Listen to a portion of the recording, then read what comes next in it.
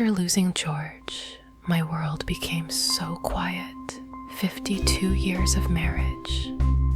And suddenly, nothing but empty rooms and memories.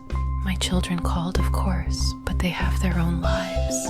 The silence was deafening. Then Sarah came into my life. She delivers meals to seniors in our community. Such a lovely young woman with the kindest smile I've ever seen. She'd stay a little longer each time, asking about my photos, sharing stories about her family back in Korea. "Mrs. Thompson," she said one day, "have you ever been camping?" I laughed. Me? At 78? But Sarah wouldn't take no for an answer. Next thing I knew, we were in her little car, heading to the mountains. I watched her set up our tent like she'd done it 1,000 times. That night, under more stars than I'd seen in years, we shared hot chocolate and stories.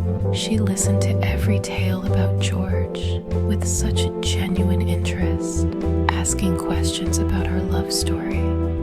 You know what's funny? In all my worry about being a burden, I never expected to find a daughter in my golden years. Sarah says I remind her of her grandmother who raised her. Perhaps that's why we clicked. Two souls finding what they needed in each other. Now my Tuesdays are for Korean cooking lessons, and her Sundays are for teaching her my secret apple pie recipe. The house isn't quiet anymore.